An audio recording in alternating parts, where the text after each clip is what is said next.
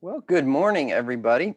Thank you for joining us today for our annual Race Directors Summit virtual edition this year, um, with obviously due to COVID. So we're going to be discussing a lot of different topics today related to primarily how to successfully do an event in 2021 in the midst of COVID. So we'll talk about that in a minute. Let me just, before we get started today, just ask that as I go over some of the different topics today, if you have questions, please type those in the chat window, and I will try periodically to pause and look at some of those questions. If the questions are of a more general nature related to the stuff that we've been talking about, I will try my best to address those during the meeting this morning. If it's more of a specific nature related to your specific event or things of that nature, then I will try to follow up with you following the event next week to discuss some of those more specific questions. So um, as I said, just ask the questions in chat. I do have everybody muted just because with a larger group like this, we're more likely to run into sound issues and whatnot between having different people's mics on. So that's why, as I said, just please ask the question in the chat box if you need to. All right.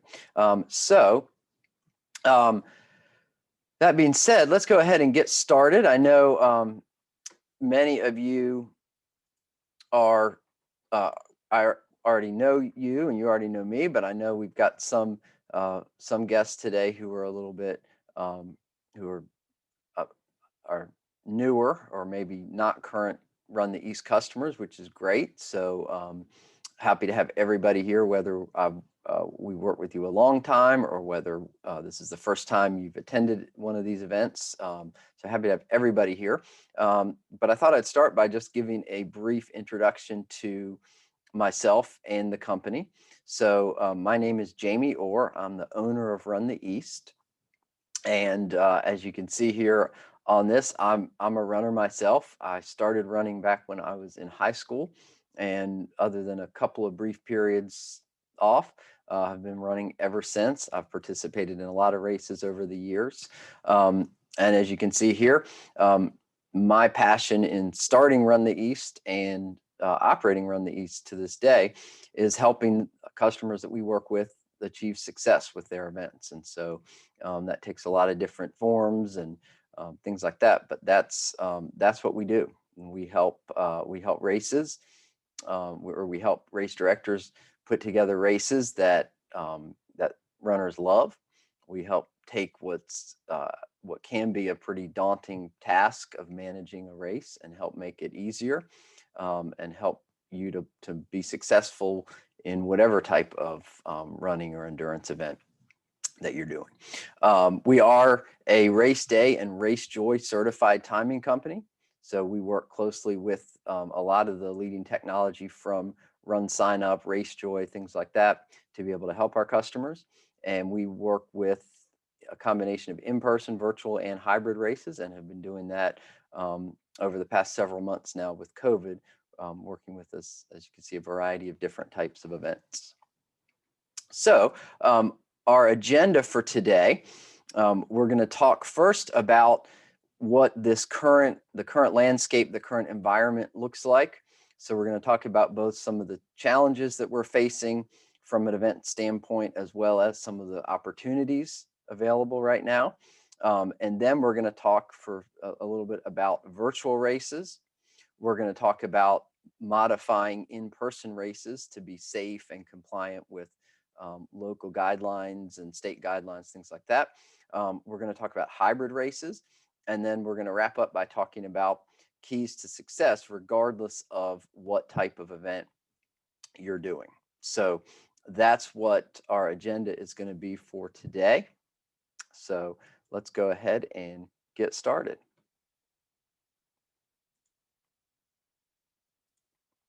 So I think we can all agree that 2020 was a challenging year for races.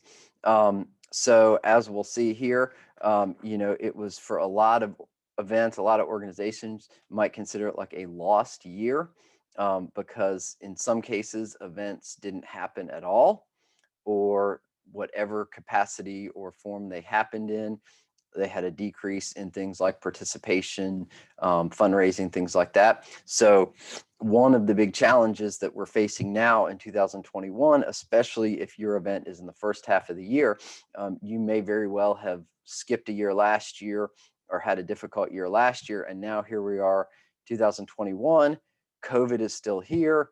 We're still dealing with a lot of the same challenges. So now we've got to figure out, how do we make something happen this year? How do we do something to avoid having 2 lost years in a row?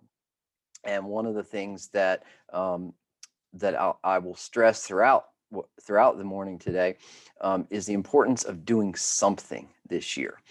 So we're going to talk about some different options, and there will be some that might be more advantageous to a certain event than another.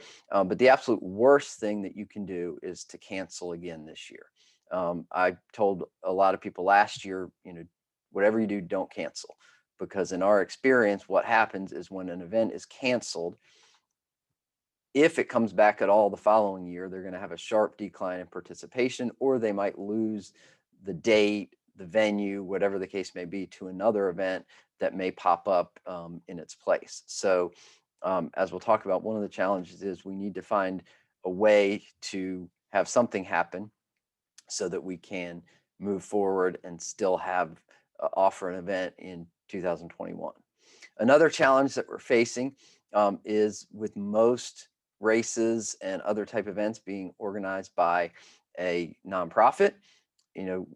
Nonprofits need money. They need to fundraise to be able to continue doing the services and offering the things to the communities that they serve. And so, especially if last year being an off year, then this year, probably the hope was, can we make up some ground? Can we help undo some of the damage that was 2020? Well, here we are, 2021, facing some of the same challenges, but still needing a way to raise some funds. So we're going to talk about how we can do that, even in the midst of current COVID situation. And then a third challenge is needing to protect or even gain market share from other events. And what I mean by that is, as we saw some events not happen last year, there were some new events popping up here and there. And I think we'll see more of that happening, especially later in this year, is that when certain events don't happen, you may see other events popping up in those cities in that rough time frame. And it's basically the free market at work, right? If there is an unserved need that exists in a market, somebody is going to try to meet that need. And so that's why it's important for events to be able to protect that market share and prevent others from coming in and starting to, take that place on the calendar or whatever the case may be. So definitely some challenges we face this year, but it's not all bad news. There's definitely some good opportunities as well. So one opportunity that and piece of really good news is the COVID-19 vaccines. We're having this meeting on Saturday, February 27th. Yesterday, we had the third vaccine approved. We've seen the vaccine rolling out around the country. The number of people being vaccinated daily continues to grow. And so I think that has brought with it a real sense of hope and optimism that things will be returning back to normal or sooner rather than later. Another opportunity is, throughout COVID, we've seen more people who maybe traditionally would not be running and walking and doing some of these outdoor physical activities, all of a sudden taking it up. So there's a lot more people who are running and walking. And so the real question for us as event organizers is, how do we get these people to come to events? A lot of these people have probably never participated in a 5K or any type of running, walking type organized event. So how do we get them to come out to some of these events? Another opportunity is people missing in-person races. Basically, we've had essentially, in a lot of areas, a whole year with no in-person events. and a lot of runners are anxious to get back out there and get back to these events again. So it's creating some opportunity for the events that do offer an in-person component to be able to attract some of these people to come back out to some of these events again. And as we'll talk about it too, another good opportunity for us is the hybrid event. And so we're going to kind of unpack what all a hybrid event is and why that's such a great opportunity for a lot of races and other events this year. So those are some of the challenges and opportunities. So let's look at a few numbers just to kind of see. This first graph that we're looking at here is just looking at event participation numbers from 2019 to 2020. This is data from Run Sign Up. They put out a race trends report every year, which if you're into reading stats and kind of seeing what's going on an industry-wide level, that race trends report is a great source. But we can see overall, just a key indicator here, we saw about a 48% decline in event participation in the number of participants from 2019 to 2020. So we saw that held, pretty steady decline across all of these different event types. So probably not a surprise to any of us that given the COVID situation that we saw a big drop in participation. In terms of a more closer, more micro snapshot, this is a comparison of those signing up events that work specifically with us at Run the East, looking at numbers. So you can see 2019 versus 2020. You can see for most of the year, 2019 performing, considerably better than 2020. Again, largely because the lack of races and so many races being canceled during 2020. That's probably obviously a big driver of why we're seeing these numbers. But you do notice in 2020, we did start to see an uptick as we got into September and November. So we started seeing a few in-person races and started seeing people start coming back out. So that was a good sign. An interesting trend, obviously, we've looked at the bad news. So some good news is we actually in 2020 saw more donations, more people making donations through the events that we worked with, a higher donation number than we did in 2019. And so I think this is an interesting thing to look at, because I think what it says to me is that we a lot of these events that maybe in the past didn't ask for donations because they were relying solely on registrations, maybe when they went virtual or some of these new virtual events and things like that, they just started asking for donations. And in most cases, it was as simple as just giving people the opportunity to give an extra donation while they signed up. And just by the act of that, races brought in more. So I think this is a great takeaway and something going forward. There's really no good reason not to ask for donations and accept donations when as a part of the registration process. So I think that's one key finding from this that I think events should utilize going forward, regardless of what type of event. So that was a piece of good news.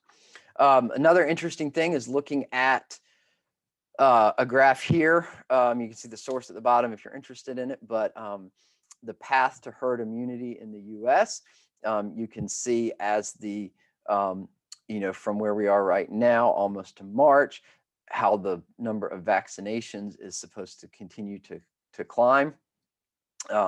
And so based upon this data, based upon, it seems like the consensus from a lot of people in the media and the scientific community is that by summertime this year, we will start to see more widespread loosening of restrictions, which for us will hopefully mean increasing in the size events that we can have, places where events are not allowed at all, starting to allow those events again, starting to see bigger events. Now, that's not to say that we won't see any events this spring, right? Because starting next weekend here in March, we have, I believe we have in-person events every all but one weekend in March and about the same in April. And so I don't, that's not, this is not saying that we won't have races until the summer. No, I think what we'll see is we will start to see, as the closer we get to the summer, we'll see more races happening. We'll see the sizes of those races starting to grow. And so I think it will be it's not going to be as if we flip the switch from nothing to huge races, but I think we'll see gradually more coming back. Obviously, in some areas with less restrictions, we'll start to see races coming back sooner. Areas with tighter restrictions will probably be slower. So, but the encouraging news here is we'll start to see races coming back. By the summertime, I think we'll start to see we'll start to maybe see something that more resembles a typical race with everybody starting at once and loosening of those restrictions. So that is some good news for us in the race world. All right. So that was a look at some of, as I said, challenges and opportunities facing us this year in events. So what we're going to talk about next is virtual races. And a lot of people had never participated in, maybe never even heard of a virtual race until 2020. But all of a sudden, due to COVID, virtual races became a big thing, or became a lot more popular than, say, they had been in the past. So what is a virtual race? Well, a virtual race is one, it's a run or walk, and that's an important distinction because a lot of virtual race participants, as we'll see, are walkers and are not your typical participants in an in-person race.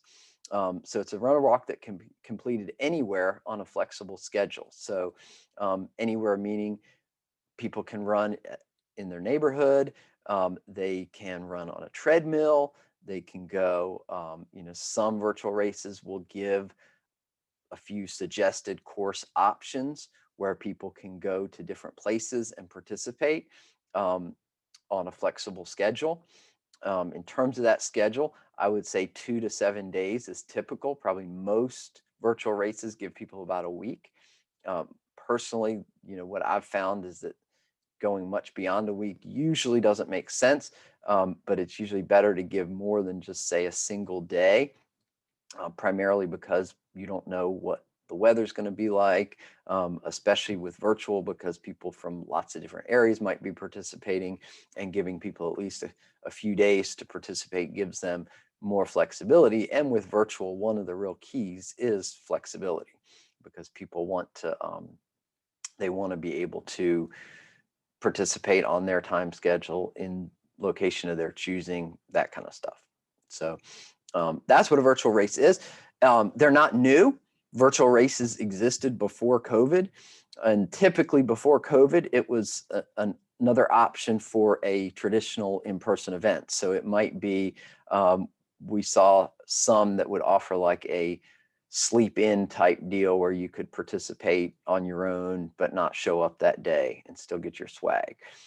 We had some others where there might be people who were not local to the area and they still wanted to participate and support the cause, so they could sign up for a virtual option. So they're not new, but obviously because of COVID, there were a lot more virtual races in 2020 than there have been any time in the past, and a lot more people became aware of them, and a lot more people participated in them. Some of the benefits to virtual races: weather and pandemic safe. So unlike a traditional race that happens on one day in one place, if you have bad weather, people can wait until the weather improves and participate the next day. And so it gives you some insurance against weather. Also pandemic safe, even in the tightest part of the lockdown last year, when gathering size limits were at their smallest and restrictions were at their max, um, their people could still go out and run by themselves. And so virtual races were happening all throughout that time period, even in some of the areas around the country with the tightest restrictions, because people could go out and run. And therefore, these events that were offering those virtual races were still able to happen. They were still able to get people to participate because they were pandemic safe. Some other benefits or advantages to virtual races are, generally speaking, they're going to be lower cost, because a lot of the costs associated with traditional races, things like police, EMS, um, rentals for race day, facilities, equipment, staffing, all those type things that would be incurred with a traditional race would not be incurred with a virtual race, and therefore the financial risk is lower. You can have a virtual race that that doesn't do very well, doesn't attract a whole lot of people, and you can still make a little bit of money off of it. But if you have a similar in-person race with all of those other expenses that draws a really small crowd, you're likely to lose quite a bit of money on that. So your financial risk with a virtual event is going to be lower than what it would be with a traditional event. Another benefit to virtual is we can reach people outside of the local area where an event would typically be held.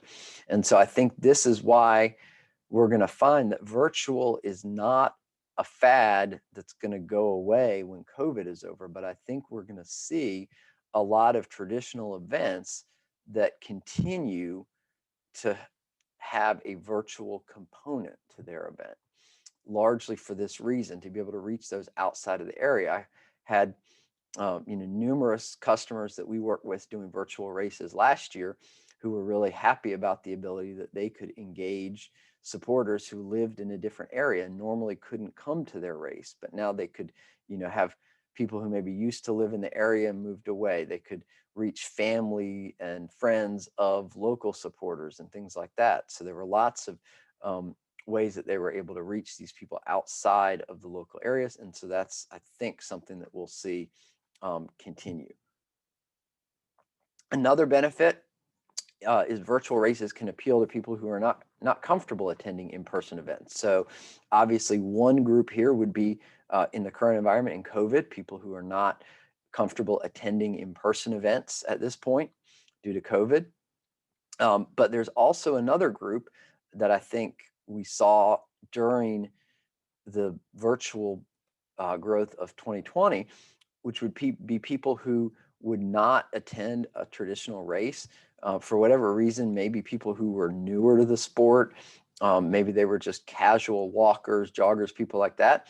And there's almost a sense in some people that they're not, a race is too serious for them. They're not serious enough, almost like they're intimidated to a degree by going to a quote unquote race. Whereas a virtual run, they can go out, they can run on their own, they participate virtually, they get the medal, they get the t-shirt. And so I think another reason why it makes sense for a lot of events to continue to offer a virtual option is as a easier entryway into the event. So maybe we can get people who wouldn't normally attend in person to participate virtually, have such a good time that maybe the next year they decide they will try it in person. And so it can almost be an easier, softer entryway into into attending the in-person event. So that can be another benefit to offering a virtual component to a race, in that it can attract more people that maybe wouldn't otherwise come. So those are some benefits of virtuals. Now, there are basically two main types of virtual events or virtual races that we see. And so the first one is what I would term a standalone virtual race. And this is what most of the ones that we saw, especially for the earlier part of 2020, were. And so a standalone virtual race is, it's a single event that you would go out and participate in one session. So think of it more like the way a traditional race works. So a traditional race, If I am signed up for a race on Saturday morning, I'm going to go and I'm going to run whatever that distance is on Saturday morning at one time, and then the race is over. So it's a one-time thing. And so that's what a standalone virtual is. Difference being, of course, you have flexible time schedule, flexible location, but still, if you sign up for that virtual race, you have a week to complete it. Sometime during that week, you're going to go out and you're going to run the distance, and then that's going to complete your race. And so it's a one-time thing. So that would be true standalone. A lot of what we saw last year were replacements for a race that normally would happen in person. So we saw a lot of these where a race was scheduled as an in-person event. The race was not able to happen due to COVID. And so what they did is they switched to offering a virtual event. And so the participants who normally, would be there, hopefully were able to then participate virtually. And so that's what a lot of them last year were. Standalone virtual races compared to virtual challenges, like we'll talk about in a minute, they're going to be the easiest to set up and manage. Costs are going to be lower, things like that. And so it's also, and we'll talk about this a little bit more in a few minutes when we talk about hybrid events, but standalone virtual races are the easiest to add on to an in-person or a traditional race. So it's relatively simple to add that on as another option for your participants. On the other hand, the other type of virtual event is a virtual challenge. And unlike a standalone race, a virtual challenge is designed to be a multi-day or multi-week activity with certain goals that are set. So there was one virtual challenge that really took off kind of early on in the pandemic last year, which was the virtual race across Tennessee, where people signed up for this challenge and they would go out and run or walk or whatever every day, or however often they wanted, and then they would log their miles. And the goal was to complete enough miles to basically run across the state of Tennessee. And then we saw lots, once that came out, we saw lots and lots of these popping up in other places with other similar goals to run across the state, run up this coast, run from here to there. Lots of different challenges like that were popping up. And so, the difference here is instead of doing it at one time, participants are going to be continually doing activities that are adding up to whatever that goal is. So it could be a goal of distance. It could be a goal of activity, maybe just a 30-day challenge encouraging people to do something active for at least 15 minutes a day, every day for 30 days.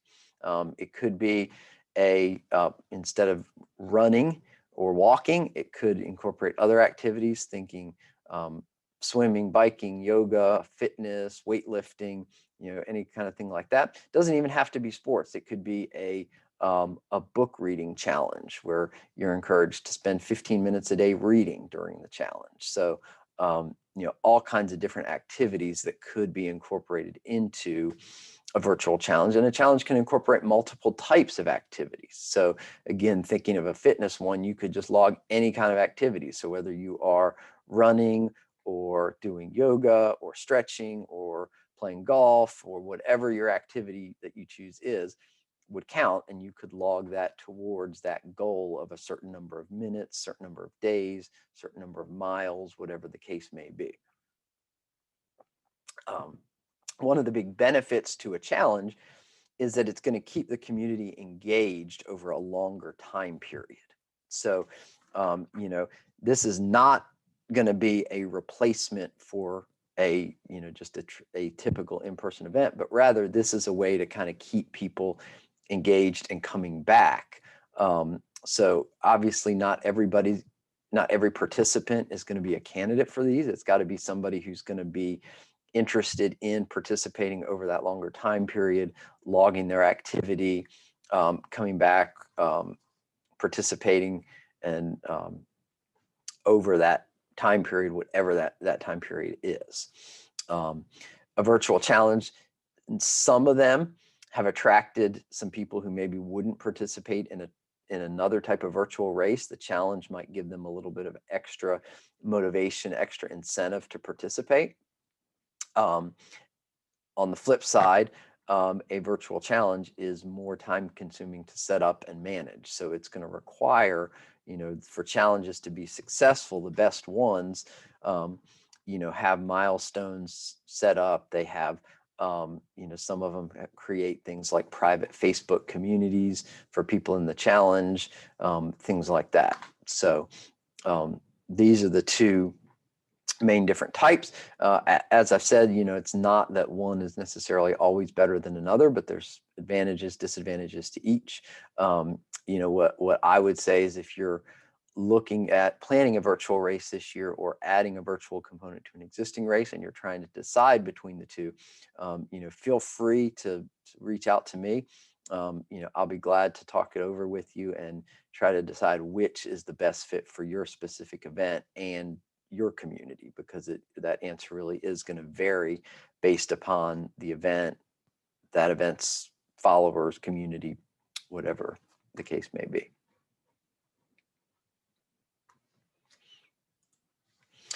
So one interesting note about virtual races that we saw last year is the demographics were a little bit different than a traditional race. It was a higher gender gap. So with in-person races, 54% of participants were female. So not too far off of 50-50. But with virtual, that female percentage shot up to 65%. So it was a more female audience for virtual races. It was also, if you look at this chart, it was an older participant average age. So you see virtual had a very small, relatively small percentage under 18. Notice a lot lower percentage than in person. And then once we get to the 30s, 40s, 50s, and 60s, notice that the percentage in these age groups was higher for virtual than in person. So we saw in terms of your average or your middle of the road, we saw a more female, older audience for virtual races. And so I think that's important to keep in mind, because if we are promoting a virtual event, we can't, if you just do what you've always done for an in-person race, it's not going to be very effective, because a lot of the runners in a traditional race are not going to be the same people who would participate in a virtual race.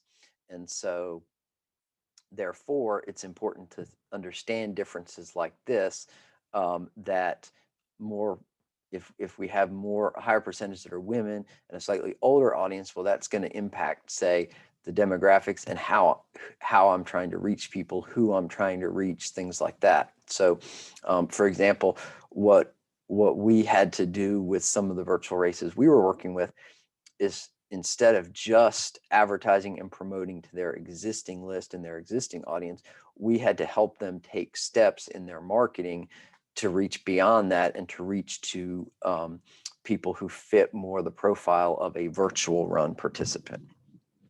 So it's important to keep that in mind in terms of marketing. I see there was a question here about the virtual and gender differences, whether this was during COVID or all virtual. This data was just from last year. So it would be predominantly related to just the virtual races during COVID, because the data is just looking at 2020.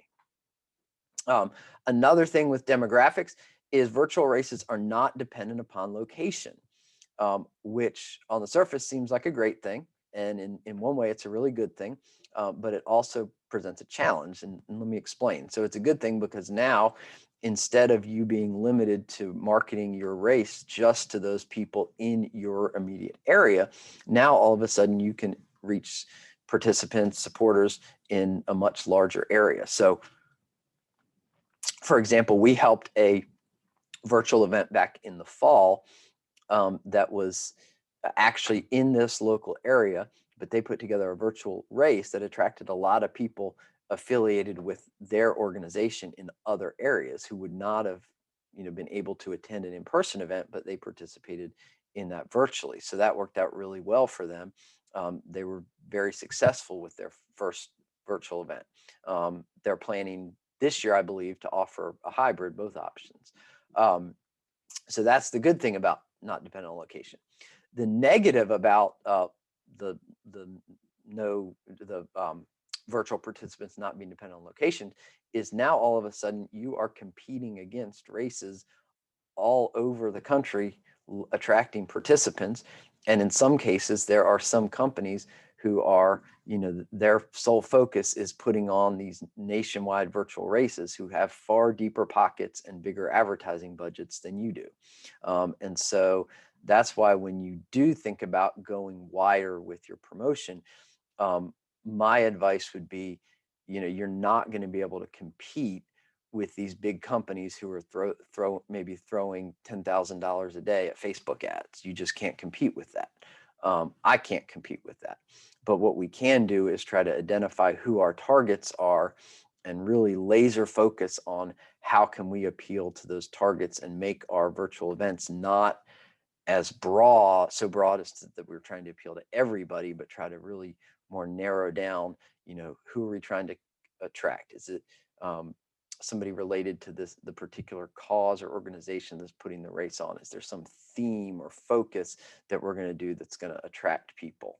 And there's lots of good examples of that out there. And so that's where we need to kind of keep that in mind and be focused with that in our promotion efforts. So some of the challenges with virtual races, one is some people are tired of virtual, and I don't just mean virtual races, but I mean virtual everything. For the past year, we've had, virtual races, virtual school, virtual meetings. There's essentially, I think for some people, there's just been this fatigue with anything and everything virtual. And so that's a challenge.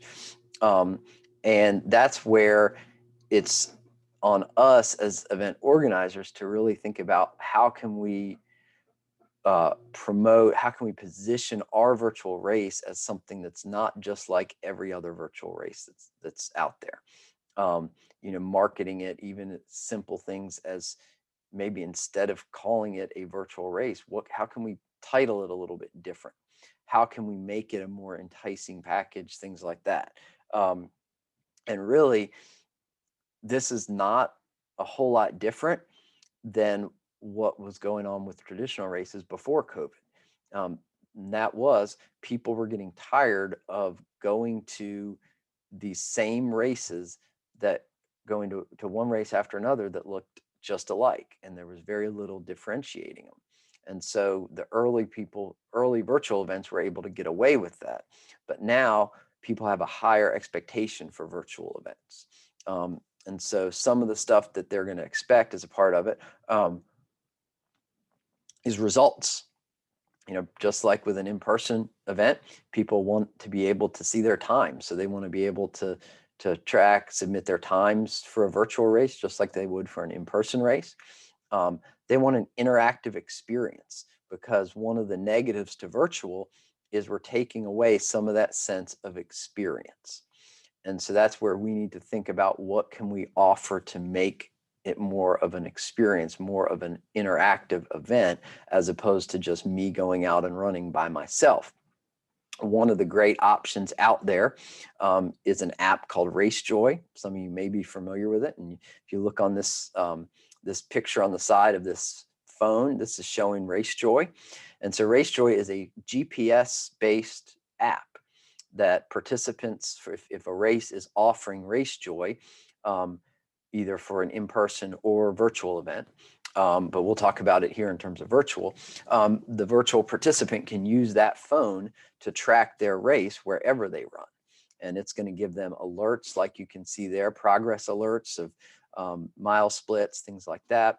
The event organizers can actually do things like record custom cheers that would play, for example, maybe something that plays at the last mile mark, saying, hey, great job, you're almost there, just one more mile to go.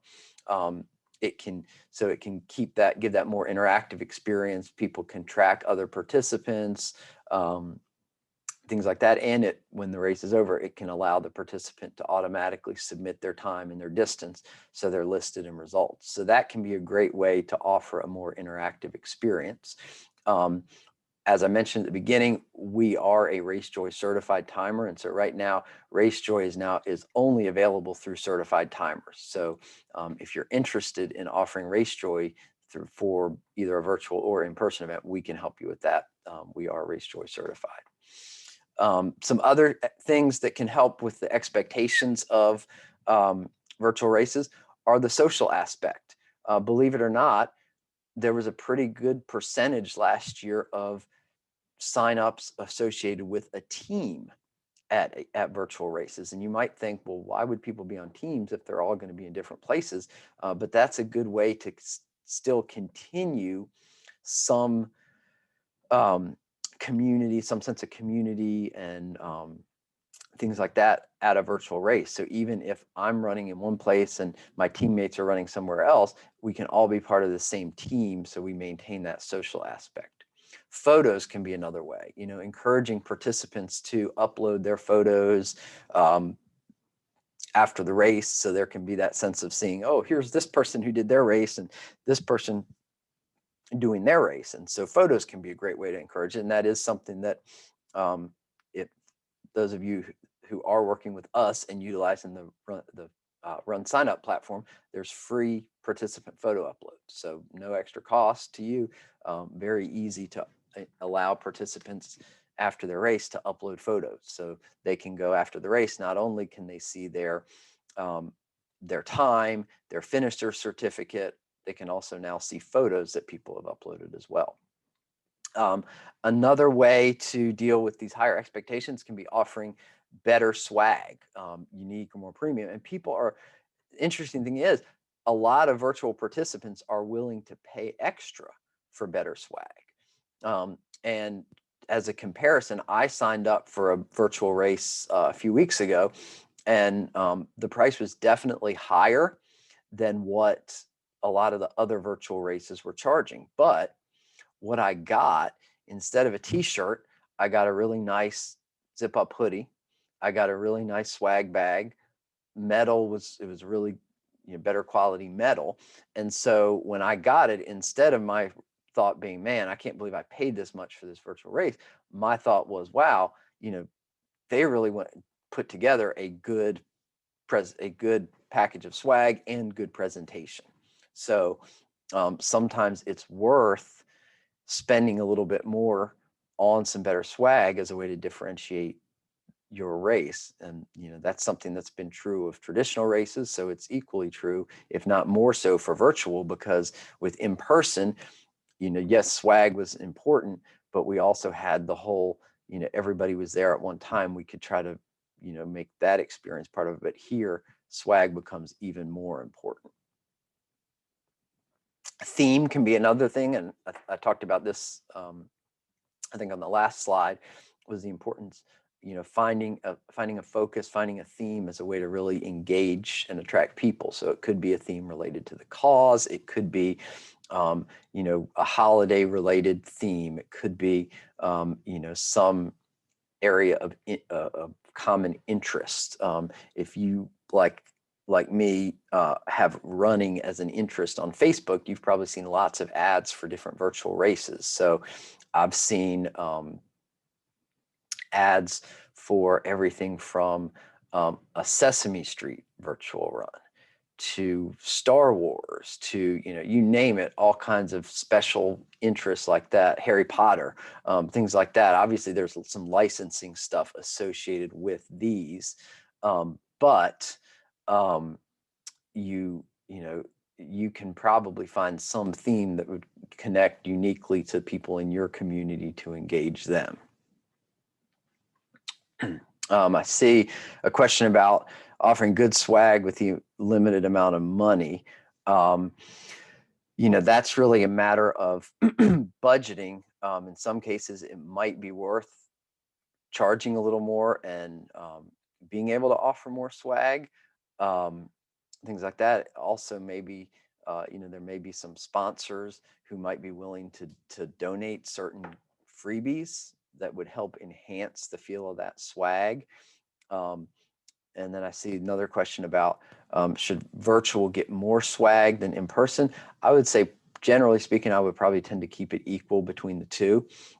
For a hybrid event that's offering both, is generally try to offer the same swag to both, because you don't want one group feeling like I paid the same, but I got less, and these people got more, things like that. So hopefully that answers that question. To wrap up our section on virtual, let's just talk about getting started. So if you decide, hey, I want to start a virtual race, I want to add a virtual race, what are some things to keep in mind getting started? Well, just like an in-person race, most virtual are connected to some kind of charity. So it's worth connecting it to a charity and highlighting that. 95% of races have a component. And so it's important to highlight that, utilize, hopefully that charity has a following and can help get the word out about the event. People like feeling as if they are, supporting a good cause. In a lot of cases, to be quite frank, they don't really care what the cause is, but as long as they feel like they're supporting a good cause, they feel better about participating and more willing to sign up and spend their money. So having a charity connection can be a benefit. Another thing to decide is, do we want to offer a standalone or challenge? So the key there is deciding, do we want to offer, something that's going to be more of the one-time standalone event or more of an ongoing challenge, trying to decide which makes the most sense. We also need to decide about what distance or multiple distances. And in some cases, offering more distance options can increase participation, because we might have, somebody who might not participate in a half marathon, but if we have a 5K, they might be more willing to participate in that. So we want to offer the most options. I would say 5K, just like with in-person, 5K has been the most common virtual option, but we have seen, a lot of others as well. Pricing. And so one thing interesting to note with virtual is, unlike a traditional in-person race, the pricing of a virtual race is based more on the swag and what's included than it is the distance. And the reason for this is, typically with an in-person race, the longer the race, the higher your costs, right? Because if I'm putting on a half marathon, I'm going to have to hire more police officers, shut down more roads. I'm going to need more cones. I'm going to need more staff out on the course, things like that. So my costs are going to go up as the distance goes up. But with virtual, that's not really true anymore. Putting on a virtual half marathon really doesn't cost me any more than putting on a virtual 1 mile. So therefore, the pricing is going to be based more upon swag than it is on distance. And so we have to keep that in mind. We also, in terms of pricing, want to price in line with the market. So look at what others are charging. I would say, by and large, from what we've seen, most standalone virtual races are typically, I would say, in like the $25 to $40 range. Again, largely depending upon what's the swag. Lower end of the market's probably more likely to just be like a t-shirt and things like that. When you get into the higher end, that's when you get a lot of the digital stuff, like I was talking about previously, like Race Joy and some of these other digital perks that can be offered. Maybe instead of a t-shirt, it's going to be a nice, a better quality t-shirt, or long sleeve t-shirt, or a hoodie, or something a little bit more premium or of greater perceived value. But we want you, it's important to understand what is the market rate and what are people willing to pay, because what you don't want to do is price your race prohibitively high so people can't participate. I always tell this story related to market pricing. Years and years ago, we had somebody who was putting on a new event. They were offering a 5K and a 10K. and they came to us, and we recommended that they lower the price of the 10K because we felt like it was out of line with the market. And they said, no, we're good with it. We'll stick with it. I said, okay, whatever, no problem. And they got very few participants in the 10K, and they were wondering why. And well, it was because the 10K was priced above what that market in that area was willing to pay. And so it's important, whether we're talking in person or virtual, we've got to, just like any other product or service, make sure it's priced in line with the market.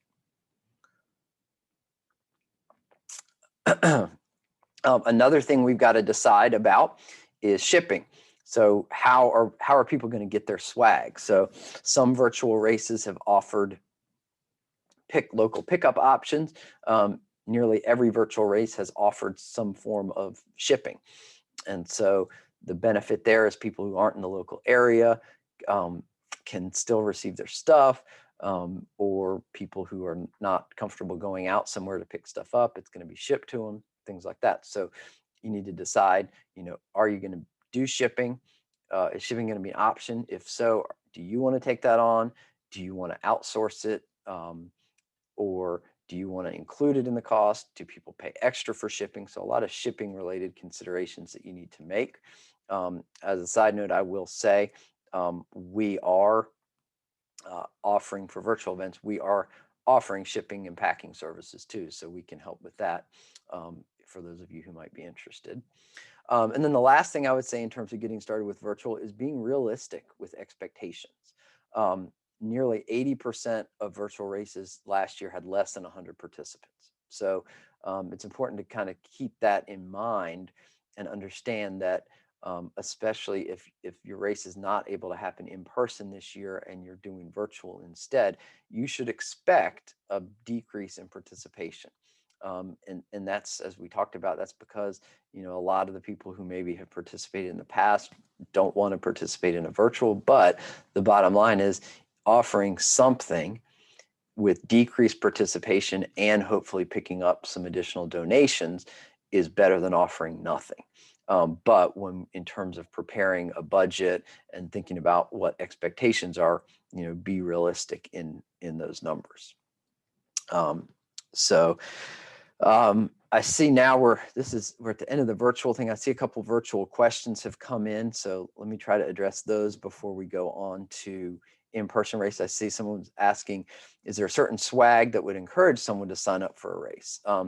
I would say there's not a one-size-fits-all answer for every person, but I would say, the better the better quality stuff, better differentiated stuff, like the example I used of that one race offering a hoodie instead of a t-shirt, or offering a softer t-shirt or a better quality t-shirt, a really nice looking print, something other than a white shirt, things like that.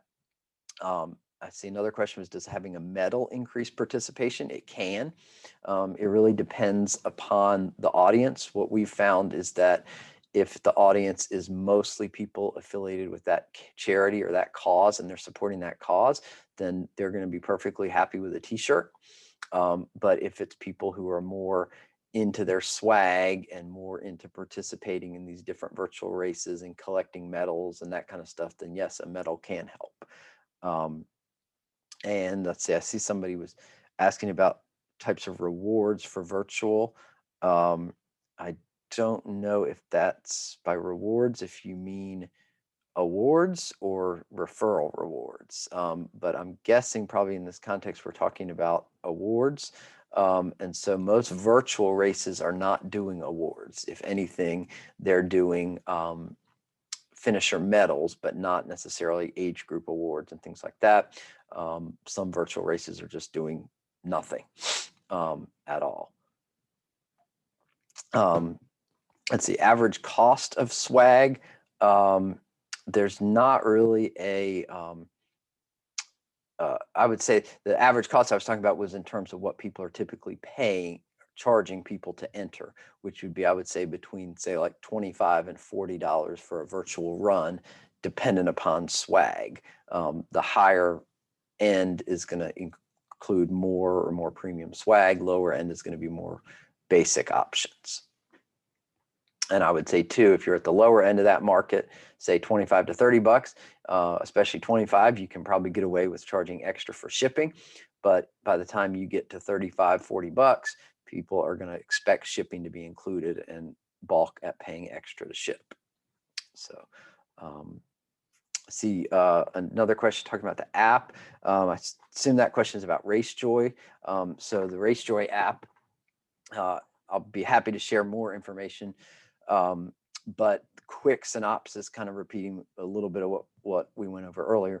RaceJoy is a GPS tracking app, and so it's a free download for the participant, and they can download the app on their phone, and then they can participate in either an in-person or virtual race, and RaceJoy is going to basically enhance that race experience for them.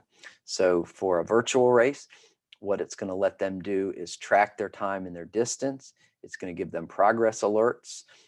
It would allow other people to track them during their race. It would allow the event organizers to play custom audio cheers to them during the race, give sponsor recognition, stuff like that to them. So it's a really good way of enhancing the race experience for participants in virtual. But as we'll talk about later, it can also be a benefit in in-person races as well. And I see a question about sharing slides. Yes, afterwards, the video and presentation will be shared with everybody next week.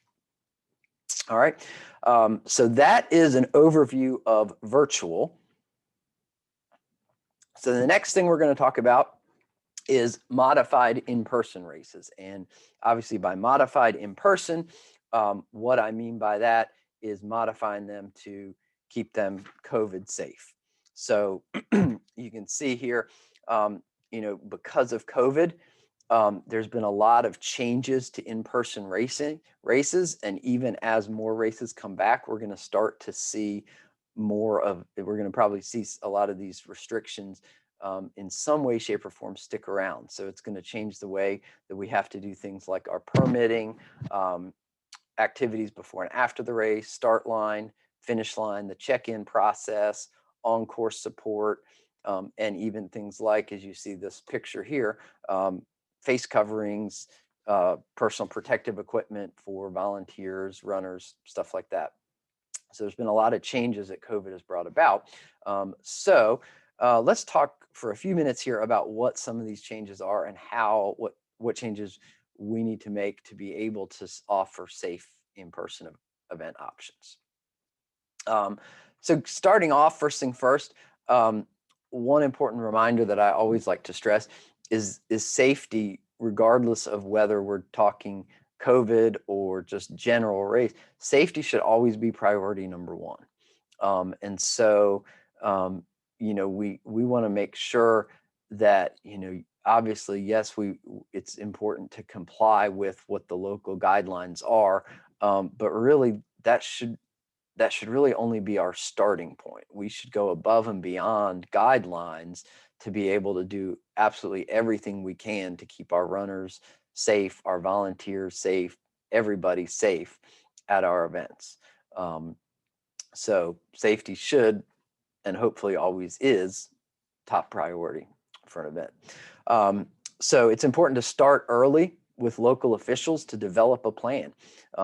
Some local areas have already allowed outdoor events and have certain guidelines to follow. Others don't, and so in other cases, you may be the first, and it may be a matter of just demonstrating to them that you're taking COVID seriously and have a good safety plan in place. That's largely been our experience. Is we've worked with officials in a number of different areas, and in generally all cases, when they see the fact that we have comprehensive guidelines and steps that we're following, they're generally very appreciative of that and happy to work with us because of that.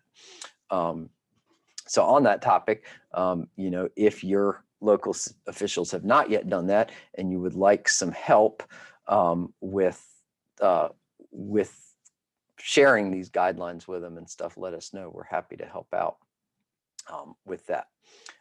It's also important to clearly outline what is the safety plan and requirements on the race website and all your communications, that kind of stuff, because I think it helps to build some confidence in the part of participants that they see that um, that you have a plan in place, you have guidelines established, things like that, and it can help, again, help with local officials, but also help with runners, walkers, that help them to feel confident that the race is going to be safe, there are going to be steps taken, things like that. So one of the first areas to talk about is packet pickup. So you can see a picture here. This is an actual race that we had earlier this month. So you want to have a packet pickup plan that ensures social distancing, as well as limiting the crowd. So things like marking spots on the ground to separate people, keep spacing in lines. You can see in this picture, we have a plexiglass shield between the person working the packet pickup table and the participants. Definitely all electronic registration. This is one thing that I think, and I certainly hope, that COVID will finally kill the paper form on race day. There's no reason to offer paper forms this year at all from a safety perspective. And I think going forward, there really should be no reason to offer paper forms anymore. This is 2021. We have the technology available to do things otherwise. And so we should definitely do all electronic pickup, check-in, things like that. The way that happens is by a lot of times we do what's called dynamic bib assignment. And what that means is the participant comes to check in and we have a volunteer or a staff person who's going to be using a phone or a tablet who uses what's called the race day check-in app, where they check in that participant. And as they check them in, they're going to scan the number on their bib, hand that bib to them, and that's going to assign that bib and hand it to them. And so that way it can be a fully electronic process, no paper forms, no shared pens, all that stuff, just much safer process, and not to mention more convenient process as well. Another recommendation on packet pickup that we've done at some events recently that has worked very well is we separated bib and swag pickup. And so that's in this picture here. You notice there's no t-shirts and there's no swag. And the reason is the way this was set up is participants were told to show up a few minutes before their start time. They go to this station and they pick up their bib. And then they proceed immediately to the start line. And then they go from there. They run the race, and then after the race, their t-shirts and swag is in a separate place where they can pick up after they finish.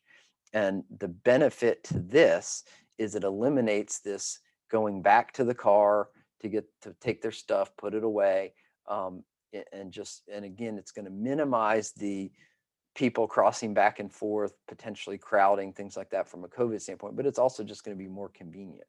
And so when we've done it this way recently, it's been a very smooth process, and just so seamless. They pick their bib up, they go straight to the starting line, they start, they run the race, they get their swag, they go home. And we did this at a race recently, no crowds, no congestion, very good social distancing. And so this process worked very well. And for that reason, I'm a big proponent of doing pickup this way. I see a question about race day check-in app. Is it included in President? Yeah, race day check-in app is free, free as long as you're using Run Sign Up for registration. So it's a free app. So those are some changes to packet pickup to make it safer from a COVID standpoint.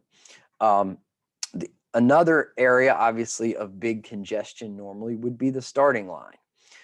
So there's a few different ways to do starting line.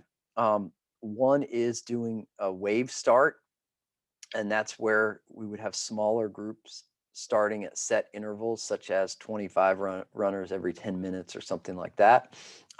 Advantage to this is runners like the fact that they still feel like it's a race, and they're racing against each other. The con is we're still having groups gathering together, granted smaller groups, but still groups. Now, this could be mitigated by, say, using tape or using cones to mark it off. Like, for example, we had a turkey trot race on Thanksgiving where they had smaller groups like this. I think it was 25. I don't remember the exact number. But they had marked off spots with tape, like 2 or 3 across with 6 feet between them, and then rows behind them. So when each group lined up for the start, they were told to start on those pieces of tape, line up on those tape markings. So there was no, so they still maintained social distancing at that start. So that would be a wave start where we have these different groups starting at set time intervals, and it's keeping the crowd size down. Another option is a time trial start, where people start individually or in small groups, like family groups. The benefit to this is it's going to be more spread out, so we're never going to have those crowds, even small crowds gathering. Less contact. The negative is some runners don't like this as much because they feel like they're more just racing against the clock as opposed to each other. So, those are a couple different options. As I said, my personal take is the time trial is going to be a safer option from a COVID standpoint, but some people prefer wave starts. So you kind of have to weigh those advantages. The other option is to do an open start, where the start line is going to be open for a set amount of time, an hour, 2 hours, whatever, and people can come and start anytime during that time period. So that's going to be more like a time trial type option, where instead of set group starting, it's just as people show up, they start. For that race in the picture on the last slide, we did kind of a hybrid option for the start, where people signed up when they registered online. They signed up for a 10-minute start window, and then they could show up anytime during that 10-minute period and start. So it was more of a time trial start, but within that 10-minute period. So we had a lot of people checking in and running individually. We had a few people where it might be a couple of friends and they wanted to race each other or run together, and so they would go to the starting line at the same time. So it kind of gave some of the advantages of the wave start, where people, if they checked in one after the other, they could go to the starting line together. But we never had more than maybe 3 or 4 people at the start or finish line at the same time. So it was a very spread out, distanced race that way. So that's a good way to do it as well. So those are some of our different options for the start line. We're looking at the start line. Best practice, like I just mentioned, let people sign up for those start times during registration if there's going to be different start times offered, because then family, friends, people like that can go at the same time. Because if you don't, they're probably going to ignore their assigned start time and do it anyway. So you might as well just give them the opportunity. And it's always important to give pre-race instructions to runners, but especially more so now, because with different start times, a lot of times people may forget what time they signed up for and things like that. So it's worth reminding them when their start time is, and different start policies, that kind of stuff. So that we've talked about packet pickup and the start line. Now the course. Keep in mind, doing staggered starts means that we're going to have longer traffic impacts on courses that are on the road, which in some cases is okay. In other cases, that may be too challenging depending on what roads. So we've seen a fair number of events move courses, in some cases to an private, like trails, off-road places, to allow for longer time periods. We've had others where they might just temporarily make a change to the course just this one year, so they can do staggered starts with less traffic impacts involved. So that's one of the changes we've seen. So if your course is not going to allow for sufficient social distancing. If your course would cause too much in terms of traffic impacts, then it might be worth considering a temporary move for this year to be able to safely stage your race. Another course trend is aid stations. So most shorter races nowadays are doing no aid stations, just telling runners to bring their own. For example, like the last couple of 5Ks that we've done no aid stations. It just told people in advance you need to bring your own and have sealed water bottles available at the finish, but nothing actually on the course. Some longer races, like we're working with a half marathon coming up next month, they're doing sealed water bottles at their aid stations. So it's much safer than, say, open cups, which is a big no-no right now due to COVID. So you could, those could be an option of either no aid, runners bring their own, sealed water bottles. Some races have offered touch-free filling stations where runners can fill their bottles without having to touch anything. But bottom line is, with aid stations right now, there should be no open cups like you typically see at a water station, because that's just too big a risk of contamination. Another course trend or course consideration is trying to make do with fewer volunteers, which is kind of the opposite of what we normally do. Normally we want as many volunteers as we can out there cheering and helping and things like that. But with COVID, with both from a risk and exposure standpoint, as well as gathering limit standpoint, we want to try to minimize those volunteers. So we want to rely more on course signage, being able to do things like that. And like we talked about earlier, RaceJoy for a virtual course. Well, RaceJoy can also be beneficial now in the COVID environment for an in-person race. So for the race that we've been talking about from a couple weeks ago, we were talking about packet pickup. For that race, we had minimal volunteers on the course. We had every turn marked with a sign, and we also encouraged runners to use RaceJoy. So we offered RaceJoy at that in-person race to the runners with the actual course loaded in it. And so the benefit of that was the runner would get their progress alerts, but if they took a wrong turn and got off course, their phone would alert them that, hey, you're off course. And so they would know that they had taken a wrong turn, as opposed to risking getting lost, given that we had fewer volunteers out on the course. So it was a great tool to be able to do that, to help them, and also helped us. I was sitting in the timing trailer with a map, watching where different people were on the course, trying to determine, make sure that everything looked right, nobody was off course, being able to see where some of the first and last runners were, stuff like that. So it's, in terms of turns and stuff, marking every turn, maybe consider using RaceJoy and trying to scale back the number of volunteers for this year that are out there. The next area is the finish line. And so the finish line, unlike a normal year, the finish line should look pretty deserted this year. Normally, again, this sounds opposite, because normally we want lots of people cheering and encouraging people and stuff. Well, not this year. This year, we want to keep the finish line as empty as possible, with few people. So we should have no crowd at the finish line. Digital only results, so people can access race results on their phone.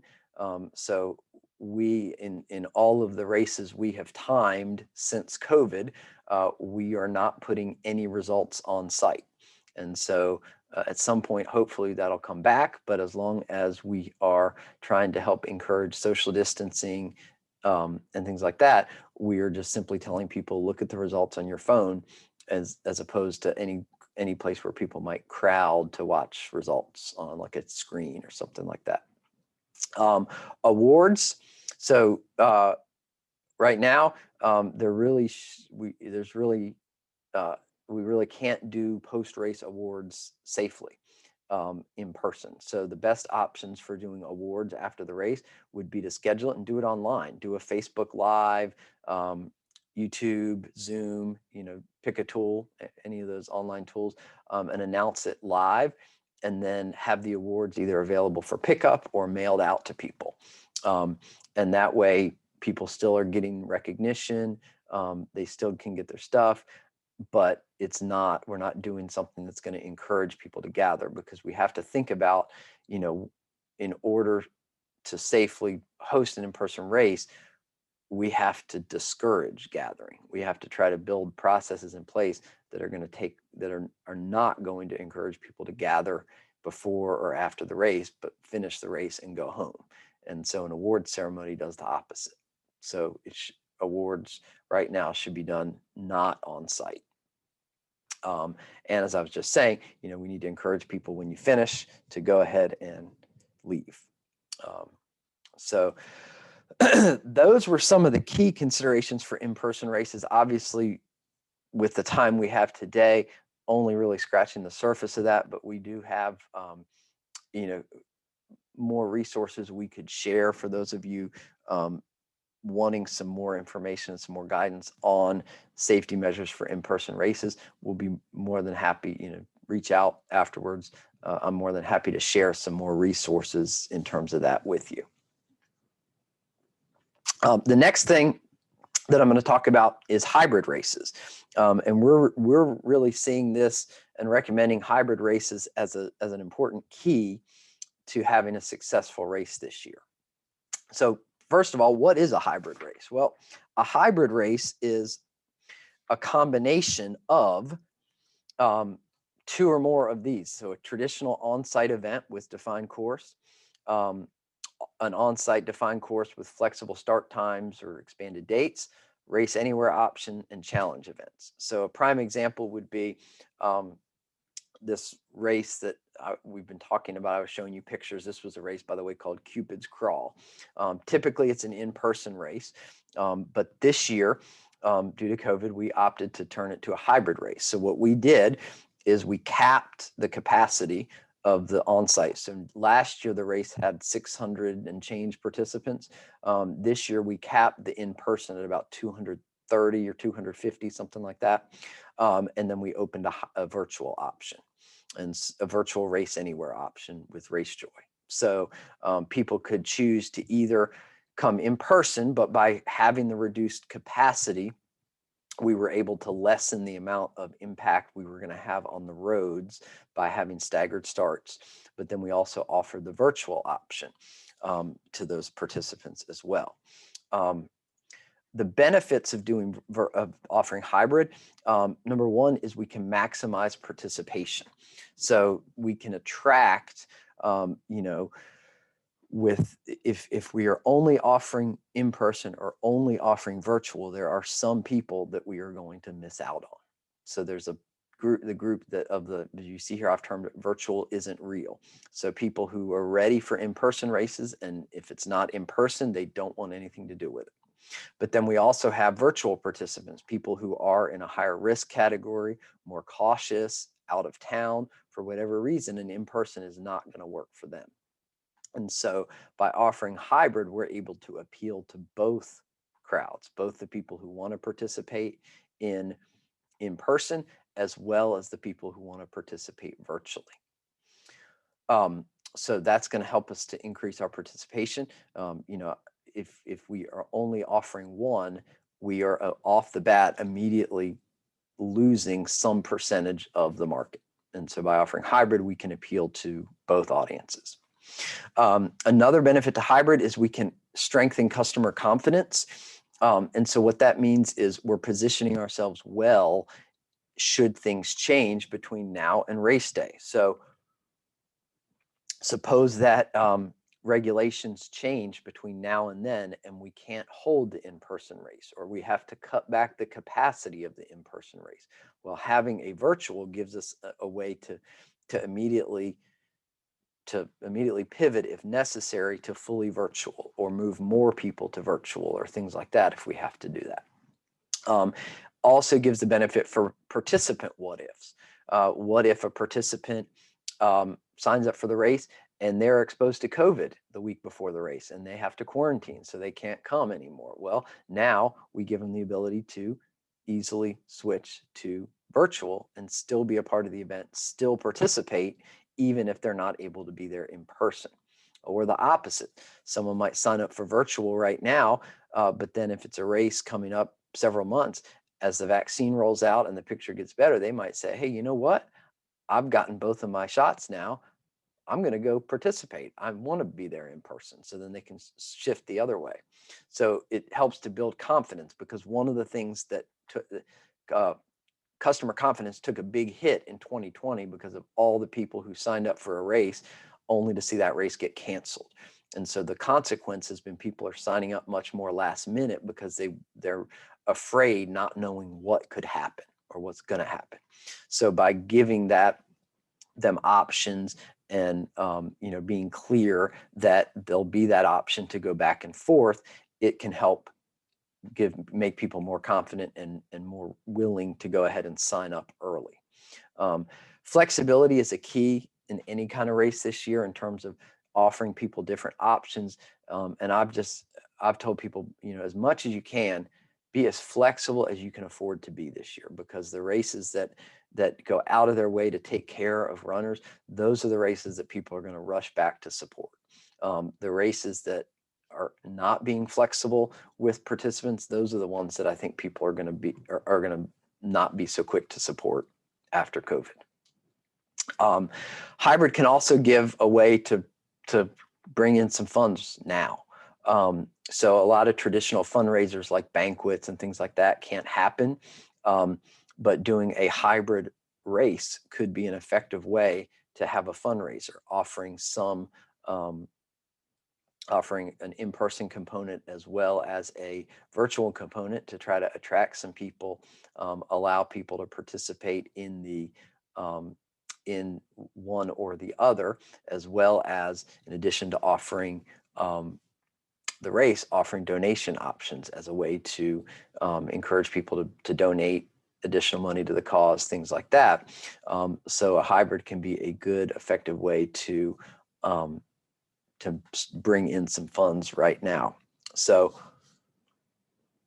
because of these benefits, we really see that hybrid is going to be the key to success this year. Now, that doesn't mean for every single race it's the best option. There might be a race that serves a very high risk population, and having a race this spring. So for that organization, doing the in-person component may not make a whole lot of sense. By the same token, a small race later in the year that is very much tied to a local community, the hybrid, it may make more sense for them to rely primarily on in-person. But bottom line is, for most events, hybrid is going to be a key to success in terms of attracting the most number of participants, allowing that flexibility and these benefits moving forward to be able to have a successful race in 2021. The costs of adding a virtual component to an in-person race are very low. The added work on the event organizer's part can also be pretty low. So the benefits generally will always outweigh the costs of offering both options to people. So that's why we're encouraging everybody this year to look at hybrid as a very good, viable alternative. All right. Now, as we wrap up in our last few minutes this morning, I just want to talk about what some of the keys to success are, regardless of what event type you're planning. Number one, and we've talked about this already, is to do something. The worst thing you can do is sit out another year. Because my guess is the events that didn't happen in 2020 and don't happen in 2021 are probably going to die. If an event is canceled 2 years in a row, the chance that it comes back that third year is pretty slim. So do something, whether it's in-person, virtual, or hybrid. Choose something and go with it. If it's not possible to do an in-person event this year, then offer virtual. If you can do hybrid, but do something, even if it's a lot smaller than what it normally is. by offering something, it at least keeps you on people's radar, because if your event doesn't happen, people start forgetting about you, and it becomes harder to get them to come back when and if the race does come back. It's important to be prepared too. Be flexible, be ready to switch, whether it's individual participants or larger scale changes as needed. Be in early communication with local officials and things like that, to avoid those last minute surprises. Show them what you're doing, what the plans are and all that, work with them, get them on board, all that good stuff. Be prepared for some potential cost changes. If we're obviously, as we talked about, costs can go lower with virtual, but with in-person races this year, there could be some additional costs. Having an extended time window might mean more costs for police, for timing staff, for other EMS, other organizations that are hired to come out to the race. Your costs may go up because of extended time this year. You may have additional costs of things like PPE for volunteers and staff, things like that. I've heard some races, we've not seen a whole lot of this here locally, but I've heard of some races actually charging a small COVID safety fee to their in-person runners to help offset some of these additional costs. Again, I'm not personally familiar with a race that's done it, but I have heard of some that are doing it. So be prepared for those potential cost changes. The key, as it always has been for any type of race, is promotion, especially in this current environment. It's important to highlight flexibility. So if you're doing a hybrid race, highlight the flexibility to switch from one race to the other. If you're offering people the ability to get refunds up to a certain point, highlight that. Or transfer their registration to another runner, highlight that. Anything that you can offer them in terms of flexible options, highlight that. It's also important to highlight safety measures so people feel comfortable attending your race, knowing that safety's, that the event organizers are taking safety seriously, making it a priority, things like that. Some in terms of promotion, a lot of the same stuff that has been successful in the past are still going to be the successful ways to promote nowadays. Email to past participants, social media, both posts and ads, referrals. So using referral rewards as a way to incentivize people to share your race with other people. As we talked about earlier, groups and teams were actually even more effective for virtual than in person. So continuing to offer groups and teams is an important thing, as well as continuing to highlight the cause, the charity, whatever it is connected with the race. So those are all some of the keys to promotion. A couple other keys, the experience. We've talked about race joy. So race joy can enhance the experience for in-person or virtual. Swag is a big piece of the experience, again, virtual or in person.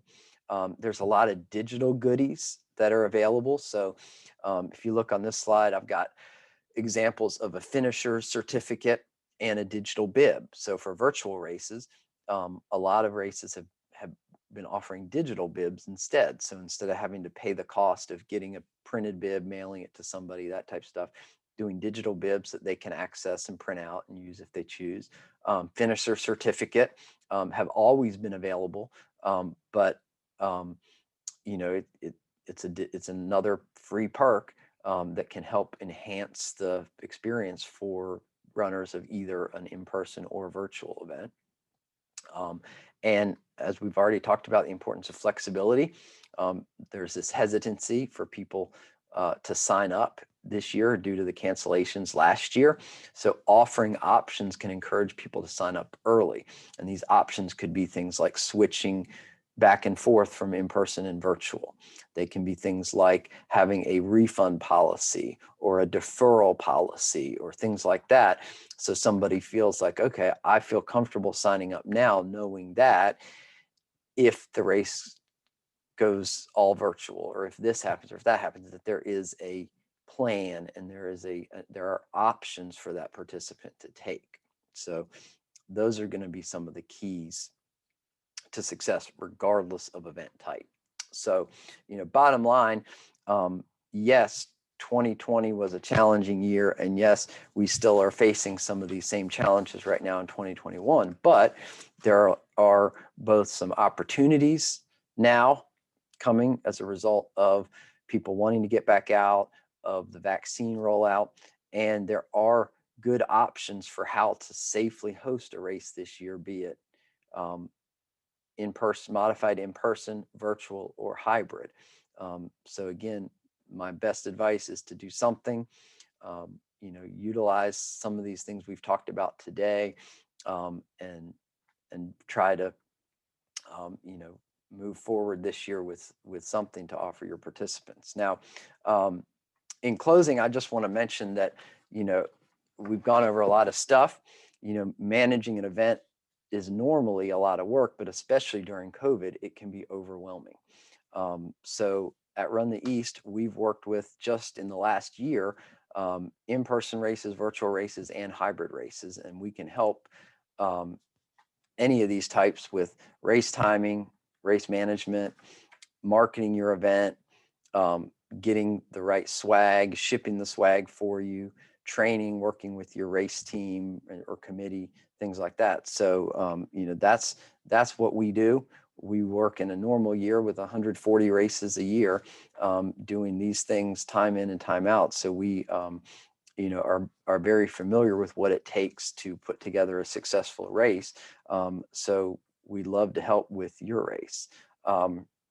So um, if you have any questions, that have, have not addressed, or you have not been asked via chat today, um, you can email. You've got our email, website, and phone number here on this final slide. So be happy to reach out. I will also be sending a follow-up out to everybody on Monday with some opportunities should you want to schedule a one-on-one or anything like that.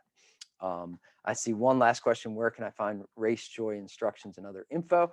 You can either reach out to us, we can share it with you, or you can just go to racejoy, RACEJOY.com to get some general information on Race Joy. So thank you everybody for attending today. As I said, I will reach out on Monday with copies of slides and everything, as well as the opportunity to schedule a follow-up if you would like to do so.